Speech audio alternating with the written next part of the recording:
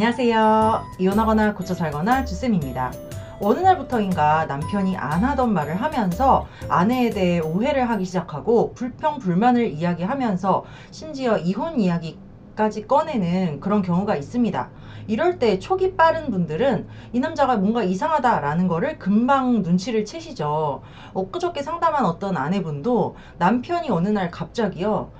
왜 너는 외식할 때 애들 먹고 싶은 대로만 가고 내가 먹고 싶은 데는 물어보지도 않아? 이런 얘기를 하더래요. 애들이랑 어쩌다 한번 외식하는데 당연히 애들 먹고 싶은 대로 가지. 자기는 맨날 회식이다 뭐다 늦게까지 집에 안 들어오고 밖에서 먹고 다니면서 어쩌다 한번 하는 가족 외식에서 그걸 트집 잡는다는 게 아내분이 순간적으로 이해가 안 됐어요.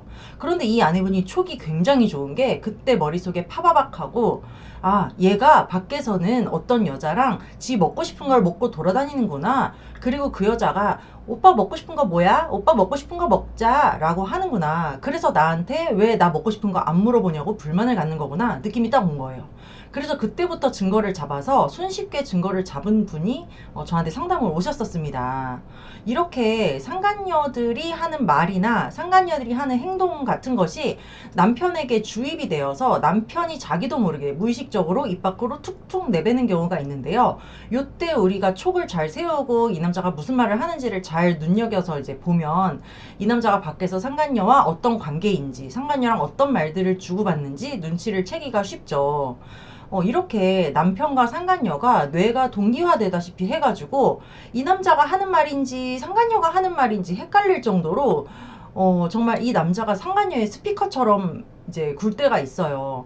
상간녀가 남편을 가스라이팅 했기 때문인데요. 그렇다면 아니 우리가 몇십 년 동안 살면서 내 말은 그렇게 징그럽게도 안 듣고 내가 백날 얘기해도 뭐 하나 고치기도 힘든 이 인간이 만난 지 얼마 되지도 않은 상간녀가 대체 이 남자를 어떻게 가스라이팅을 시켰을까? 그 비결은요, 바로 첫 번째는 섹스로 혼을 쏙 빼놓기 때문이고요. 두 번째는 사랑이라고 착각하게 만들어서 상간녀에게 죄책감과 책임감을 심어주기 때문입니다. 그리고 세 번째는 이게 다 당신을 위한 거야 라는 식으로 상간녀가 남편을 세뇌시키기 때문에 상간녀가 남편에게 자기 생각을 가스라이팅 시키기가 쉽다는 거죠. 이렇게 아무리 똑똑하고 학벌이 좋고 뭐 사업을 잘하고 뭐 도덕성이 높고 이런 남자들도요. 바람이 나면 상간녀에게 가스라이팅 당하기가 너무너무 쉬워요. 그러면 대체 상간녀는 어떤 내용으로 내 남편을 가스라이팅을 시킬지 한번 이야기해 보겠습니다. 구독과 좋아요 눌러주세요. 첫 번째, 가스라이팅 하는 것은 바람의 이유입니다. 남녀가 처음에 이제 가까워지고 썸 타고 하면서 남자가 자기한테 별로 반응도 없고 자기 좋아하는 것 같지도 않은 여자한테 껄떡껄떡 대면 그거는 성범죄자죠. 대부분은 여자가 먼저 이 남자한테 호응을 보이고 관심을 보이면서 여지를 줬을 겁니다. 그렇게 상간녀가 먼저 여지를 주니까 우리가 이 불륜에서 상간녀의 책임도 크다라고 생각을 하는 거죠. 이 남자 혼자 벌렁벌렁해서 혼자 날뛰지 않았을 거라는 거죠. 이렇게 먼저 여지를 두고 발 뻗을 만한 자리를 마련을 해줘서 남자가 대시를 하게 만들어서 둘이 사귀게 되면 이 남편이 가정에서 못 받았던 것들, 그러니까 남편의 결핍을 상간녀가 채워주기 시작합니다. 이 남자가 집에서 무시를 당했어. 그러면 이 여자가 막 부추기고 칭찬해주고 인정해주고 해요. 이 남자가 집에서 섹스가 좀 모자랐어. 그러면 이 여자가 정말 온몸을 다 바쳐서 막 섹스를 해주죠. 이렇게 초기에, 연애 초기에 다 퍼부어주고 이 남자가 원하는 것을 다 해줌으로써 이 남자가 이 상간녀에 대해서요, 이상화하기 시작해요. 내가 찾던 여자가 바로 여기 있구나. 바로 이 여자야. 이 여자야말로 나를 정말 사랑하고 나도 이 여자를 사랑해. 왜 이제야 만났을까? 이런 생각을 하면서 둘이 급격하게 이제 사랑에 빠집니다. 이 여자랑은 그냥 엔조이만 하지 라고 생각을 했다가도요, 자꾸 상간녀랑 몸 섞고 대화하고 하다 보면은 상간녀에게 세뇌가 돼가지고 아무 불만이 없던 멀쩡한 아내에게 불만을 품게 돼요. 우리 와이프는 왜 나를 사랑하지 않을까? 생각해보니까 우리 와이프는 나한테 정말 소홀하게 돼 있어. 정말 나를 사랑하지 않는 게 분명해. 이렇게 생각을 하게 되고 상간녀와 또 주거니 받거니 하면서 상간녀가 본격적으로 와이프 욕을 하겠죠. 정말 같은 여자로서 당신 와이프 이해가 안 간다. 내가 당신 같은 남자랑 살면 정말 떠받들어서 살 텐데 어떻게 아침밥도 안 차려줄 수가 있어?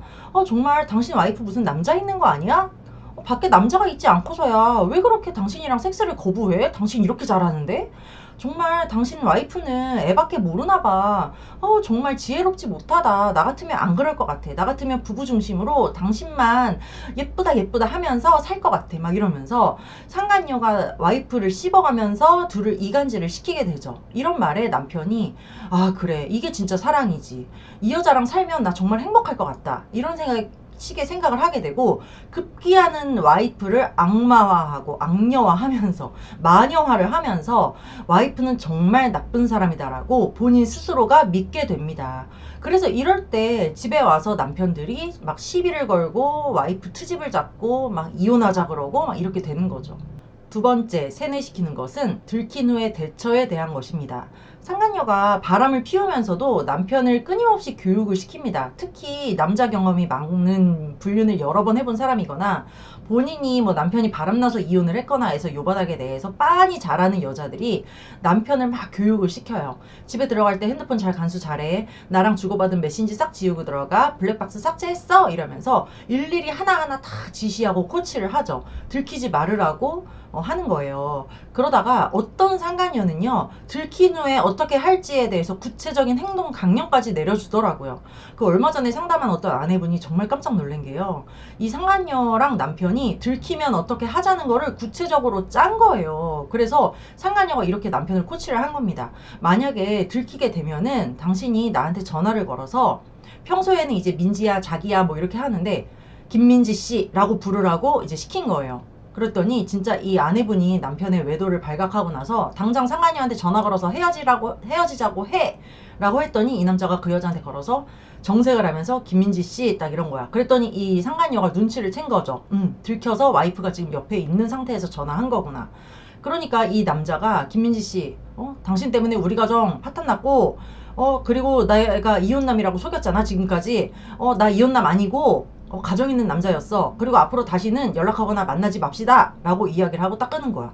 그런 모습을 보고 아내분은 아, 이 김민지라는 여자랑 이제 헤어졌구나. 남편이 안 만나겠구나. 그리고 정말 속인 게 맞나 보네 라고 생각을 했는데 나중에 알고 보니까 그 시나리오를 다 상간녀가 짜주고 남편이 그대로 실행을 하고 둘이 쿵짝이 맞았던 거죠. 그러고 나서 또 어떻게 됐겠어요. 뭐 며칠 있다가 다시 연락하고 다시 몰래 붙어먹고 상간녀가 자기 이름으로 핸드폰까지 파서 쥐어주면서 남편이랑 그 세컨폰으로 몰래 연락을 이어가는 거다. 이런 경우가 굉장히 많습니다. 그래서 들킨 후에 뭐 이혼남이라고 속였다고 해라, 뭐 처음 만난 술집 여자라고 해라, 이런 것까지 다 구체적으로 지시를 하고 나한테 전화해서 쌍욕하고 내가 미친년이라고 그냥 해 깔깔깔깔 이렇게 다 코치를 한다는 거예요. 그리고 세 번째, 가스라이팅하는 내용은 이혼에 대한 생각입니다. 남편도 처음에 외도할 때는요, 이혼할 생각까지 없었을 거예요. 남자들도 이혼은 정말 상상도 못할 일이거든요. 그래서 상간녀랑 깊어지기 전에, 오래 가기 전에는 이혼 안 하고 이쪽 저쪽 다 챙겨가면서 자기는 그 두 가지 다 컨트롤할 수 있는 능력남이야 생각을 하고 이제 불륜을 이어가는데요. 상간녀랑 깊어지고 상간녀랑 오래 만날수록 이혼에 대한 생각이 막 싹트게 됩니다. 특히 와이프를 악마화했잖아요. 그리고 이제 자기가 바람 피우면서 집안에 소홀해지고 하니까는 와이프랑 자꾸 트러블이 생기게 마련이잖아요. 그러니까 자꾸 와이프가 점점 더 싫어지는 거야. 그러면서 이제 이혼한 상간녀들이 사는 모습을 보니까 아 우리 애인 이혼하고 나서 지금 애들 키우고 있는데 씩씩하게 잘 살고 애들도 잘 키우는 것 같은데 이혼한다고 하면 나는 인생 망하고 큰일 나는 줄 알았는데 이 여자 사는 거 보니까 이혼하고도 잘 사네. 오히려 행복하고 자유로워 보이고 애들도 잘 키우는 것 같은데 나도 이혼하면 잘 살 수 있겠다. 이혼이라는 게 꼭 금지된 것뿐만이 아니고 삶을 사는 하나의 방식일 수 있겠구나. 그리고 우리 와이프도 애들 잘 키우잖아. 이혼해도 우리 와이프 이 여자처럼 애들 잘 키울 수 있을 것 같은데 이런 생각을 하면서 이혼이라는 거에 대해서 생각을 한 번씩 더 해보게 돼요. 그리고 이제 유부녀 중에서도 당신 이혼하고 나오면 나도 이혼하고 우리 같이 살림 합치자 이런 년들 있잖아요. 그러면 또 이 남자가 갈팡질팡 흔들리게 되는 거죠. 그러면서 이때 상간녀들이 남편한테 하는 가스라이팅이 뭐냐면요.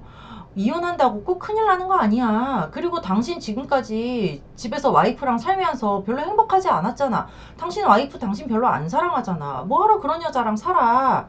이런 식으로 와이프와 이간질을 시키면서 이혼을 부추기고 아이들도 이혼 가정이라고 해서 꼭 애들 망가지는 거 아니야. 당신 이렇게 불행하게 살면서 애들이랑 관계도 멀어졌는데 밖에 나와서 그냥 아이들과 따로 연락하고 친하게 지내고 당신이 행복하게 사는 모습 보여주고 일 열심히 해서 돈 번 걸로 애들 맛있는 거 사주고 용돈 많이 주면 애들은 나중에 다 아빠 찾아오게 돼 있어.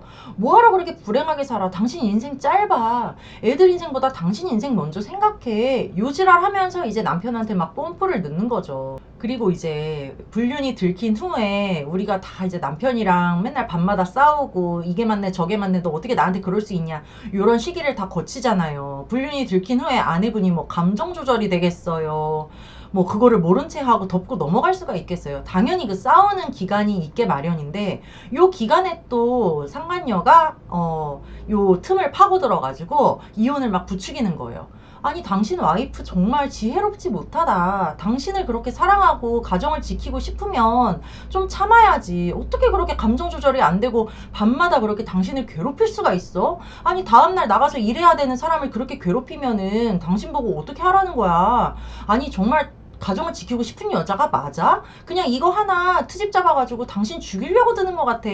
아주 대단한 약점 잡았네 잡았어. 이러면서 당신 그렇게 어떻게 살 거야 앞으로. 당신 지금까지 저런 여자랑 어떻게 살았니?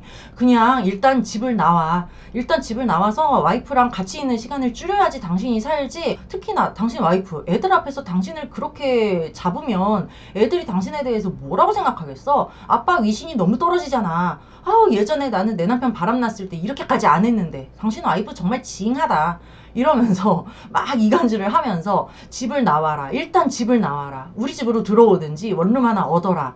이딴 소리를 하는 거예요. 그래서 이제 바람난 거 들키고 나서 처음에는 바짝 엎드려야지 와이프한테 미안하다고 해야지라고 생각했던 남편도 자기도 괴로운데 옆에서 이런 악마의 속삭임 상간녀가 자꾸 나와라 나와라 왜 그런 여자랑 사냐 괴로워서 어떻게 살 거냐 그냥 이혼하는 게 낫지 않겠냐 평생 죄인처럼 살 거냐 이딴 소리를 하면은 아 그렇지 너무 괴롭네 일단 집부터 나가볼까 하는 생각이 들어서 이제 집을 나오게 되고 이렇게 되는 거예요.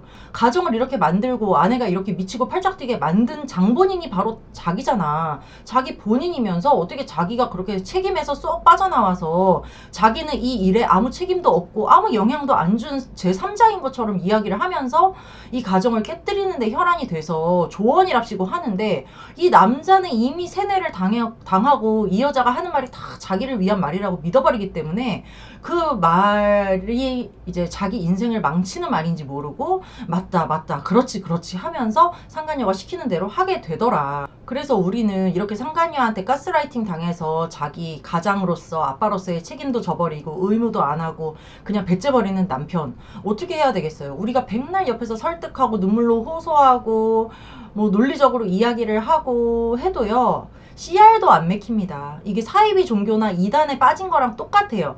옆에서 아무리 네 인생에 대해서 좋은 말을 해주고 그 사람들이 얼마나 나쁜 사람인지 이야기를 해도요. 이 이야기 하는 사람이 나쁜 사람이라고 생각하지 이단 사입이 그 사람들이 나쁜 거라고 생각을 절대 못 하잖아요. 그런 거랑 똑같아서요. 방법은 하나밖에 없습니다. 그 옆에서 가스라이팅 하는 상대를 떼내는 것밖에 없어요. 이 남자는 이미 세뇌당했기 때문에 그 여자를 자기 스스로 끊어내기가 힘듭니다. 그래서 우리가 나서서 그 세뇌하는 가스라이팅 하는 상간녀를 우리가 나서서 남편에게서 떼내야 되는 거고 그 떼내는 방법이 바로 경제적으로, 사회적으로 상간녀를 응징하고 겁을 줘서 상간녀가 이 남자를 데리고 있는 것보다 버리는 게 낫겠다라는 판단이 들어서 이 남자를 버리게 하는 거예요. 그래서 상간녀를 만나서 꼭 이야기를 해야 되는 말이 내가 지금까지 네가 어떤 말로 내 남편을 꼬셨는지 내가 다 잘 알고 있고 둘이 어떤 사이인지 알고 있다. 그리고 앞으로 다시는 만나거나 연락하지 마라. 내가 가만두지 않을 것이다. 네가 앞으로 살 방법은 내 남편을 버리는 것 뿐이다. 그리고 나 이혼 절대 안 하고 가정 지킨다.